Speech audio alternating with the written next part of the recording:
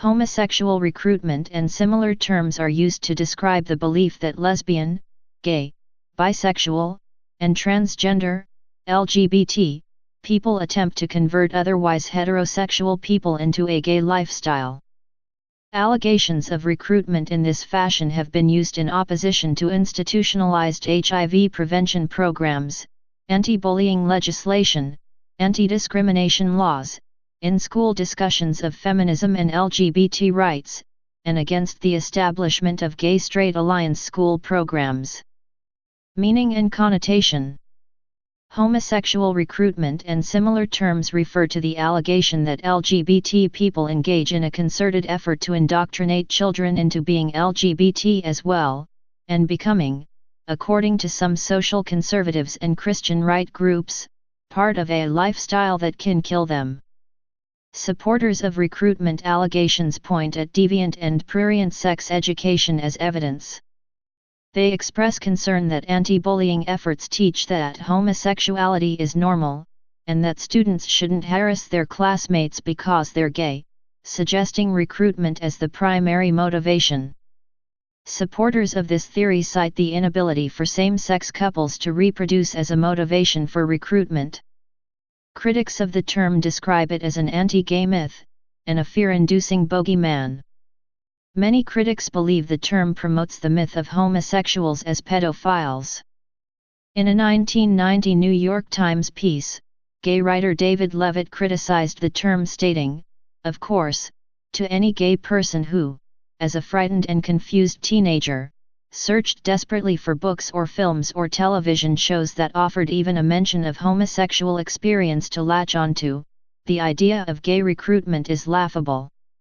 It is also profoundly insulting." LGBT pride parades are often denounced as a homosexual recruitment attempt. Examples of the term's use. The term tends to be used in the context of opposition to LGBT rights, policies which present LGBT behavior as acceptable, and any discussion, referred to as promotion, in schools and in sex education. Some examples. In 1977, Anita Bryant successfully campaigned to repeal an ordinance in Miami-Dade County that prohibited discrimination on the basis of sexual orientation. Her campaign was based upon allegations of homosexual recruitment. Bryant said, "As a mother, I know that homosexuals cannot biologically reproduce children, therefore, they must recruit our children."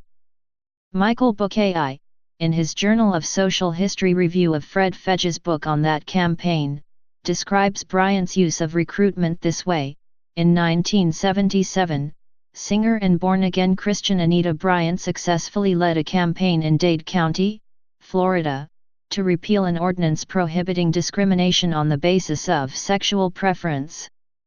Fixating on a single context, classrooms, Bryant's organization, Save Our Children, framed the law as an endorsement of immorality and a license for recruitment.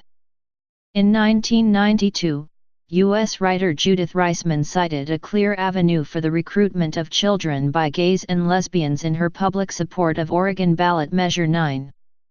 In 1994, Reisman said at a conference of U.S. Christian right leaders in Colorado Springs that homosexual recruitment is loud, it is clear, it is everywhere. She estimated the gay and lesbian population at the time to be 1–2% but predicted at least 20%, and possibly over 30%. Of the young population will be moving into homosexual activity as a result of recruitment. In her WorldNet daily piece, Coulson and the Hitler Youth, Reisman also expresses concern that groups such as Coulson are cover for recruitment of children, saying, under color of a safe schools movement battling alleged bullying of so-called gay children, K-12, some see Coulson as a modern version of the Hitler Youth and as preparing the ground for a larger, sweeping, schoolroom youth brigade. In 2004, the U.S. Traditional Values Coalition wrote, "The state-endorsed pro-homosexual teacher/teen teach out held at Tufts University in Boston in March has outraged concerned citizens.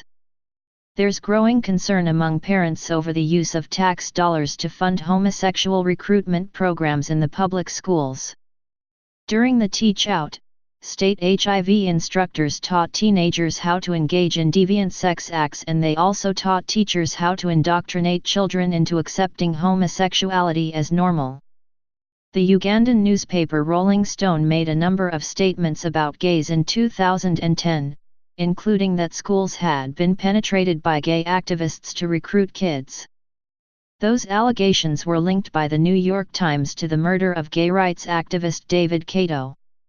In 2011, Internet journalist Daniel Villarreal advocated queer acceptance by writing, "I and a lot of other people want to indoctrinate, recruit, teach, and expose children to queer sexuality, and there's nothing wrong with that." Related examples. Section 28 of the UK's 1988 Local Government Act created significant public controversy in the United Kingdom relating to the public presentation of homosexuality. It stated that a local authority shall not intentionally promote homosexuality or publish material with the intention of promoting homosexuality or promote the teaching in any maintained school of the acceptability of homosexuality as a pretended family relationship. No prosecution was ever brought under this legislation, and following intense debate the section was repealed in 2003.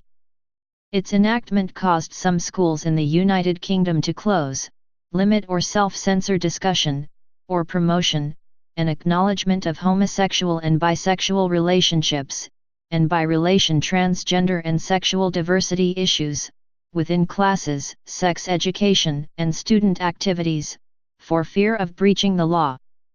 In 2002, Boston University Chancellor John Silber ordered that a B.U-affiliated high school academy disband its Gay-Straight Alliance, a student club that staged demonstrations to publicize what in its view were the deleterious effects of homophobia.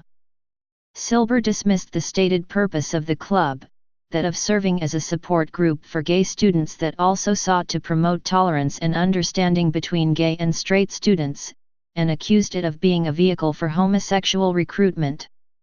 Silber denounced the group for evangelism and homosexual militancy with the purpose of promoting gay sex.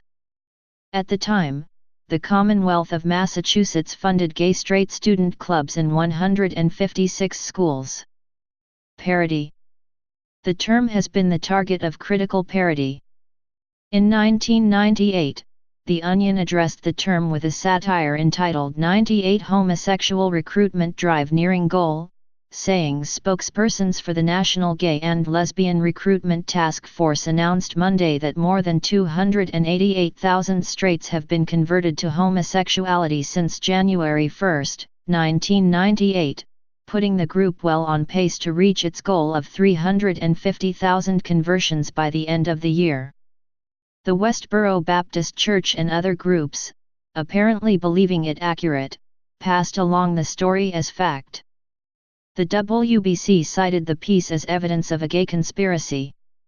Please subscribe and thanks for watching.